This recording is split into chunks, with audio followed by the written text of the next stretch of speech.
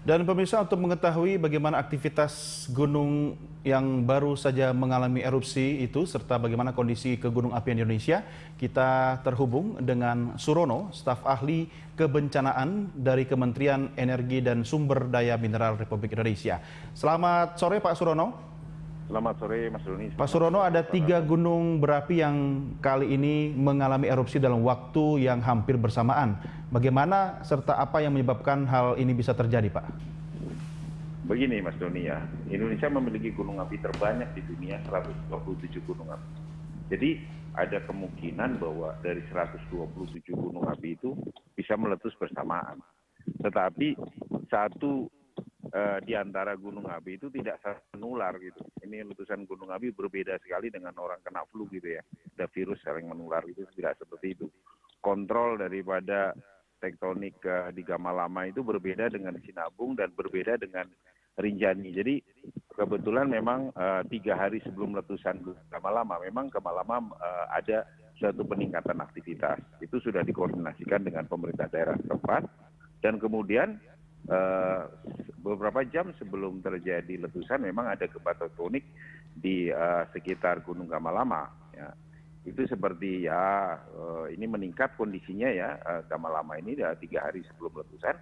Ya seperti air soda lah kemudian di dalam botol kemudian digoncang, maka akan terjadi peningkatan volume dan tekanan yang mengakibatkan Gamalama meletus. Ya kan?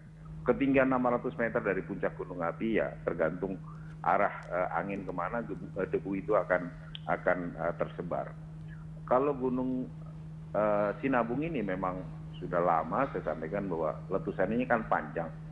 Sejak tahun 2013 awal letusan periode kedua dari 2010 sebentar berhenti, kemudian 2013 meletus kembali dan saya sampaikan bahwa ini akan lama. Dan sampai saat sekarang dari data-data yang saya lihat dari teman-teman dari Pusat Vulkanologi, memang tidak ada menunjukkan tanda-tanda bahwa Gunung Sinabung ini akan berhenti dalam waktu dekat ini. Jadi itu yang bisa saya sampaikan. Kalau Rinjani memang dia itu meletus, proses letusan di akhir tahun 2015. Rinjani sebenarnya dalam proses menuju keseimbangan, belum betul-betul setimbang gitu ya. Tapi tiba-tiba ada gempa di Dompu jam 7, sekitar jam 7 lebih, kemudian jam 11 sekitar 4 jam kemudian Rinjani ini meletus. Memang triggernya adalah yang paling bisa kita tuduh adalah gempa tektonik yang 5,7 skala Richter di sekitar Dompu yang tidak jauh dari Rinjani. Itulah. Tetapi karena dia proses penurunan Rinjani ini, maka letusan ini seperti letusan tunggal kemudian kecil kemungkinan akan disusul oleh letusan-letusan berikutnya. Gitu. Ya, Pak Surono, ini terkait dengan warga yang diimbau untuk mengungsi karena warga sangat terikat atau ada keterkaitan kultur dengan lokasi tempat mereka tinggal, apalagi khususnya warga yang kalau kita bicara tentang Gunung Sinabung ini sangat erat kaitannya dengan tempat tinggal mereka dengan kondisi gunung. Apa yang bisa Anda sampaikan kepada masyarakat untuk melakukan antisipasi walaupun bisa hidup di sekitar kawasan gunung tersebut tapi tidak akan menjadi warga yang terdampak dari letusan gunung berapi? Sebetulnya tahun 2010 itu beberapa desa sudah, saya waktu itu tanda tangan harus direlokasikan ke tempat yang aman ya itu kan, tidak bisa lagi kembali. Kemudian tahun 2013 beberapa desa dan 2014 dan 2015 juga sudah rekomendasi beberapa desa memang tidak mungkin akan dihuni kembali. Jadi mereka harus ke tempat yang lain karena memang mungkin nanti letusan Sinabung akan berhenti, tetapi begitu letusan lagi bisa berdampak. Karena kan Sinabung ini meletus berhenti lama ya, meletus tahun 800, kemudian meletus lagi tahun 2010 ya 1200 tahun lebih, sehingga letusannya panjang.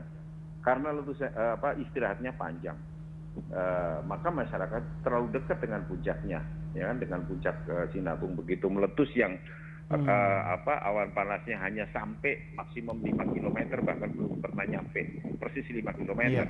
Itu risikonya besar karena masyarakatnya tinggalnya terlalu dekat gitu. Nah, yang sekarang ini kira-kira radius sekitar 5 km ya memang tidak layak huni lagi harus dipindahkan ke tempat yang aman.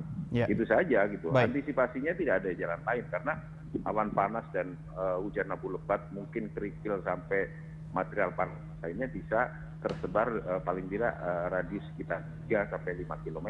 Gitu. Baik, Pak Surono, terima kasih sudah bergabung bersama kami. Selamat sore, Pak. Demikian pemirsa, wawancara langsung kami dengan Surono, staf ahli kebencanaan dari Kementerian Energi dan Sumber Daya Mineral.